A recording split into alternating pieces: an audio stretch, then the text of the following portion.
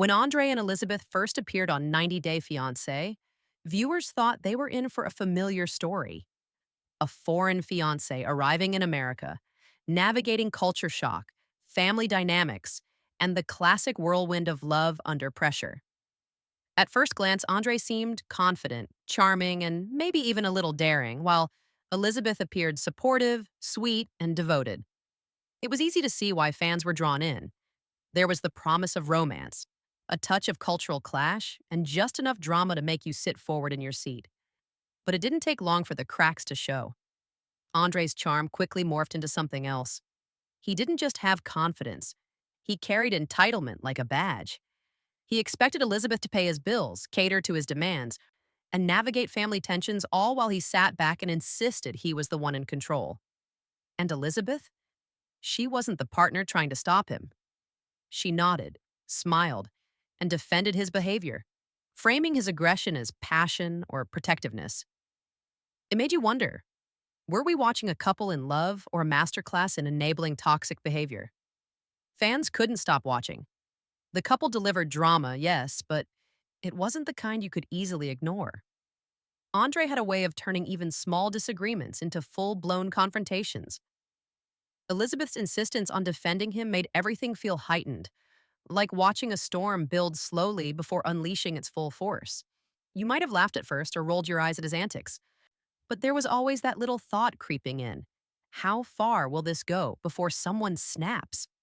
And then came the meltdown on camera that had everyone talking, and you won't believe how bad it got. Their pattern became clear. Andre confronts, escalates, dominates. Elizabeth cheers, justifies, and keeps the cycle alive. Every insult toward her family, every demand ignored, every tense dinner scene reinforced their roles. Andre seemed to thrive on chaos while Elizabeth made sure it stayed alive. Fans were torn between fascination and frustration, posting comments like, "How is she still defending him?" And, "Does he even realize how toxic this is?" It became impossible to predict the next move, and that unpredictability kept the audience glued to the screen. On screen, the couple's dynamic was mesmerizing. Andre commanded attention with every word and gesture, making even minor disputes feel like major events. Elizabeth's reactions were carefully measured, just enough to make the drama believable, but not so much as to stop it. Their interactions were like a slow burn. You could feel the tension under the surface before it exploded into full-blown arguments. Fans couldn't help asking themselves, is she enabling him because she wants to, or because she feels trapped in the whirlwind of his ego? The more episodes aired, the more obvious it became that this couple wasn't following a normal reality TV arc. Andre's aggression wasn't occasional, it was constant. Elizabeth's support wasn't just loyalty, it was active reinforcement. The audience watched in disbelief as patterns repeated, each one worse than the last, and you couldn't look away. Every scene made you question how this relationship could survive, how Elizabeth could keep defending him, and how Andre could keep pushing boundaries without consequence. But what happens when the chaos moves off camera? Once the cameras stopped rolling, the picture of Andre and Elizabeth shifted dramatically. What viewers saw on screen, the yelling, the insults, the exaggerated arguments, was only the tip of the iceberg. Behind the scenes, tension simmered into something far more serious. Crew members whispered about confrontations that went beyond scripted lines. Requests to avoid filming with Andre weren't exaggerations. Production insiders reportedly needed added security on set more than once. It wasn't entertainment anymore. It was an environment charged with unpredictability, where even routine tasks could turn into a fight. And Elizabeth, instead of stepping back, often fanned the flames, insisting Andre's behavior was acceptable, even justified. Fans loved watching the early episodes because it was high-energy drama, with Andre's larger-than-life persona and Elizabeth's unwavering support creating a dynamic that seemed thrilling. But as episodes piled up, that same energy began to feel manipulative and exhausting. What was entertaining on Monday became unbearable by Thursday. Fans started noticing patterns. Andre thrived on control, not compromise, and Elizabeth wasn't a partner. She was a shield, deflecting consequences, and creating a feedback loop of toxicity. It's easy to understand why initial curiosity morphed into collective frustration, even outrage. And then came the off camera incident that made everyone in production hold their breath, wondering how this could escalate further. Producers had to balance the allure of high ratings with serious operational risks. Andre's aggression sometimes crossed legal lines. Equipment was reportedly shoved, staff intimidated, and verbal threats became almost routine. Legal counsel was consulted, HR reports filed, and emergency meetings were held. Every time a scene was filmed, executives weighed the potential for scandal against the financial draw of the couple's chaotic appeal. It was a delicate, tense calculation, and one misstep could have spiraled into lawsuits or real world danger. Elizabeth's role in this? She allegedly used insider information to manipulate the narrative, encouraging family conflicts that weren't supposed to be public, pushing production into even more delicate territory. Even fans started to see cracks in the story. Social media posts shifted from amused commentary to anger and disgust. Viewers were no longer asking, "What will Andre do next?" But instead, "Why is Elizabeth letting this happen?"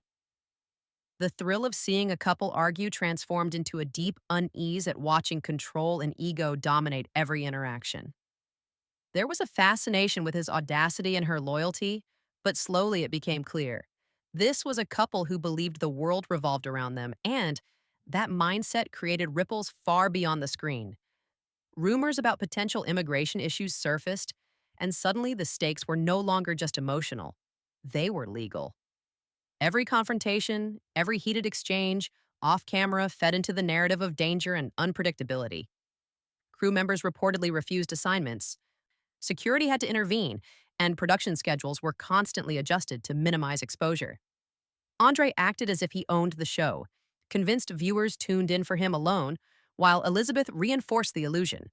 The more they pushed, the higher the tension rose. And when you add the possibility of NDAs being breached and confidential information leaking to social media, the scenario became a pressure cooker of liability and drama. Fans' shifting perception reflected a psychological phenomenon. What starts as excitement from chaos can turn into revulsion when patterns of disrespect and manipulation become evident. The same traits that once felt bold or entertaining, assertiveness, brash confidence, theatrical arguments, now registered as entitled, manipulative, and controlling. The audience had gone from cheering the energy to recoiling at the toxicity. And yet, just when you thought the situation couldn't get messier, another scandalous revelation about their influence over production emerged.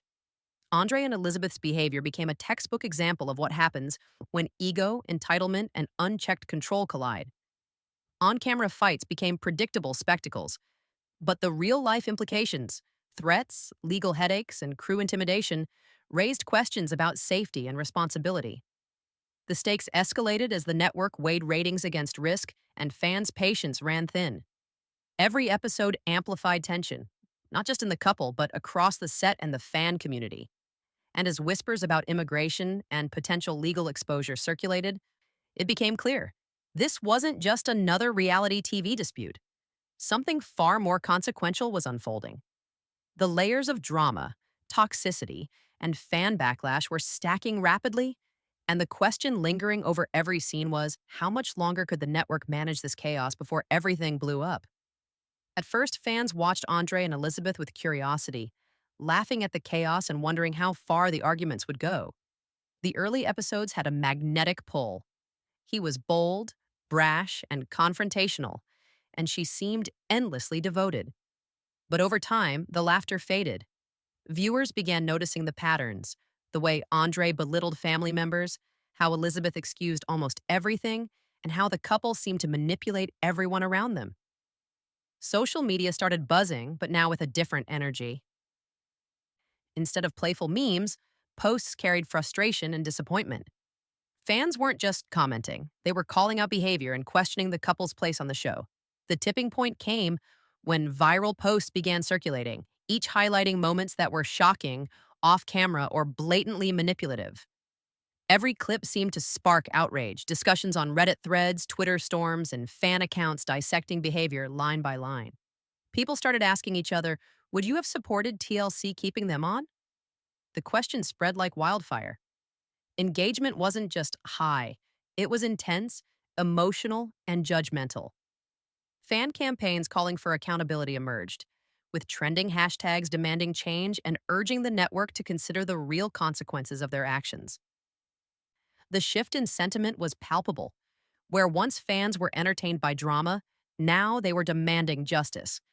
The outrage wasn't about personal attacks, it was about behavior and its impact. People connected over shared disgust at how Andre's entitlement and Elizabeth's enabling created an environment that went beyond television. Posts analyzing power dynamics, manipulation, and control flooded comment sections. Fans weren't just viewers anymore. They became active participants, shaping the conversation and influencing how the franchise would respond. Comments turned into a chorus, calls for TLC to step in, stop promoting the toxic couple, and protect the integrity of the show. Emotional reactions mixed with humor, creating viral moments that amplified the backlash. Memes mocked his self-importance, while GIFs highlighted the ridiculousness of certain confrontations. Elizabeth's loyalty, once seen as admirable, was reframed as complicity.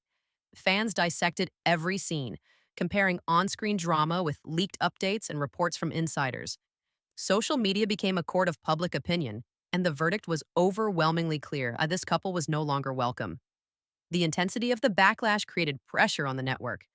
Executive teams couldn't ignore what had become a storm of scrutiny and public outrage. Ratings alone couldn't justify keeping a couple whose presence had shifted from compelling entertainment to potential liability. The discussions online mirrored internal debates, highlighting the balance between profit and responsibility. Fans weren't just angry, they were influential, vocal, and impossible to overlook. And just when it seemed the conversation couldn't get any louder, whispers about how TLC would respond began circulating. Would the network act? Could they handle the escalating chaos?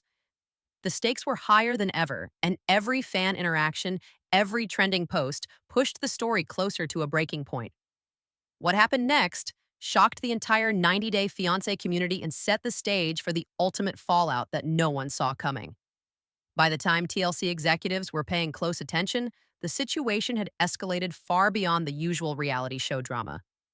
Ratings were strong, yes, but the network had to weigh profits against mounting risks, repeated crew complaints, reports of hostility on set, and potential legal exposure.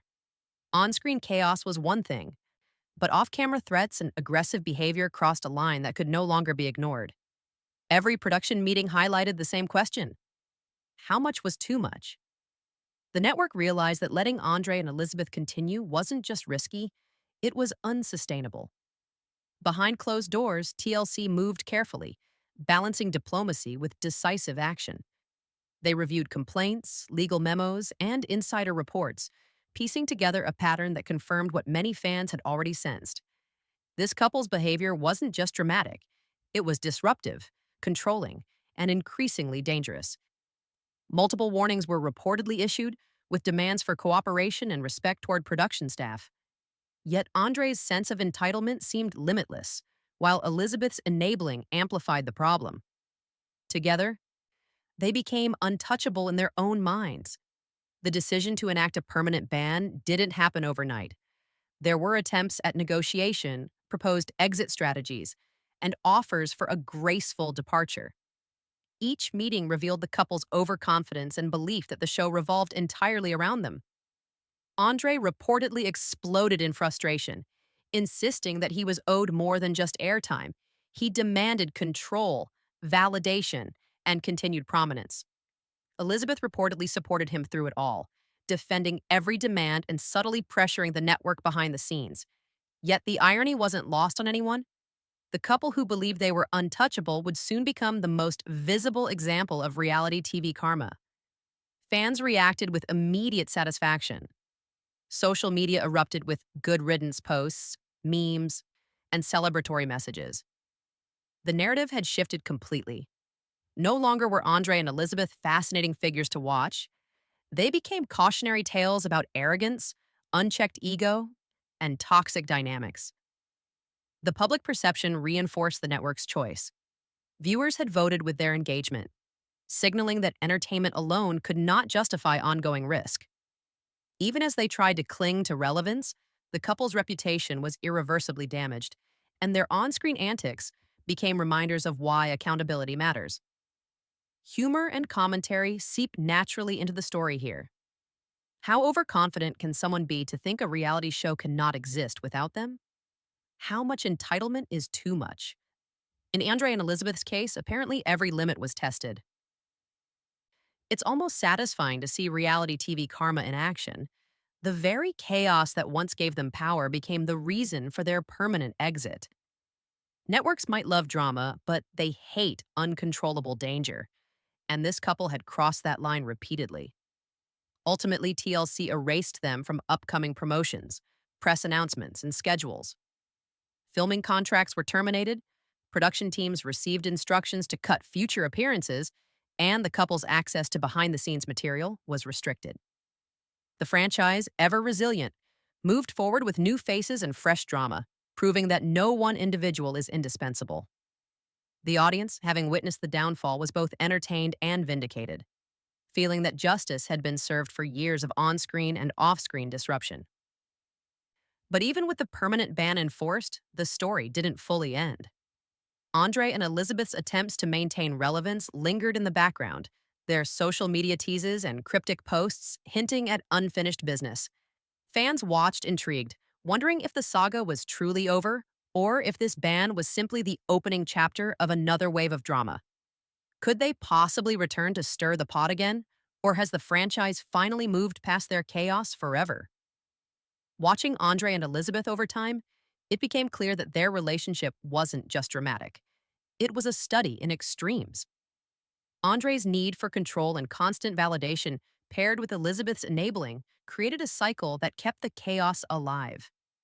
He thrived on dominance, making bold demands and asserting authority over family and production alike, while she softened, excused, and amplified his behavior instead of setting boundaries. The push and pull between entitlement and accommodation kept viewers glued, but it also made the toxicity obvious to anyone paying attention. Audiences are drawn to this type of drama because it mirrors real-life power struggles, exaggerated and amplified on screen.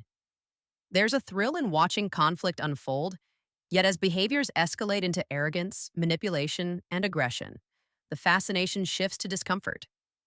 People can't look away, but they begin to question why anyone would tolerate that level of entitlement. And just wait until you see what happens when these behaviors finally collide with real consequences. Psychologically, the fascination comes from empathy mixed with schadenfreude. We recognize familiar patterns: the overbearing partner, the enabler, the invisible pressure cooker that eventually explodes. It's easy to feel a mix of outrage and satisfaction as boundaries are tested and eventually enforced. Andre's constant assertion that the show revolved around him created tension, while Elizabeth's attempts to shield and justify him made the conflict sticky, almost impossible to untangle. The dynamic kept both fans and crew on edge, highlighting how enabling can perpetuate chaos in ways that seem entertaining at first but become draining over time. But let's be honest, watching this unfold also invites questions. Why did viewers initially find him charming or exciting? How did Elizabeth's loyalty cross into complicity? And at what point does dramatic tension become too toxic for both the people involved and the people watching? These questions keep fans engaged, discussing, sharing, and reacting to every new snippet of behavior. Their story became more than entertainment. It became a lesson in boundaries, accountability, and the consequences of unchecked ego. Even humor emerges from this breakdown. How bold do you have to be to demand that everyone bend to your will and still think the world owes you applause? How often does enabling feel like love until it's actually a trap? Andre and Elizabeth provided endless material for discussion because their flaws were so visible, so extreme, yet so human. It's part fascination, part warning, and part guilty entertainment. The ripple effects are already visible. With their departure, new couples stepping into the spotlight are getting more room to breathe and show authentic drama without the overbearing chaos Andre and Elizabeth brought.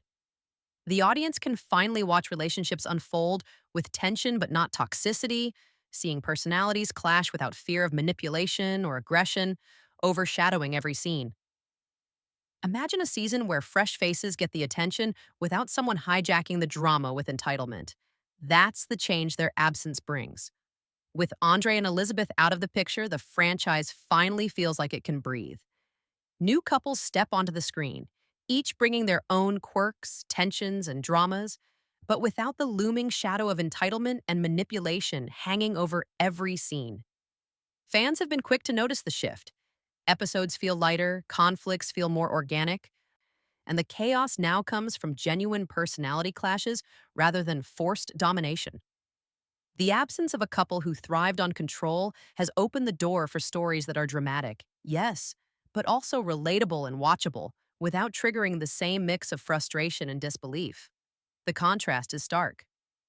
Where Andre and Elizabeth commanded attention through over the top behavior and constant power struggles, new cast members are allowed to exist on their own terms. Arguments still happen, misunderstandings still escalate, but viewers are now invested in the couples themselves, not just in watching how far someone can push everyone else. Social media buzz reflects that change. Comments are lively, engaged, and focused on personalities rather than long standing resentment. It's almost like the franchise hit reset, giving fans a chance to enjoy drama without the toxicity that once dominated. But the question remains, can any couple ever fill the void left behind?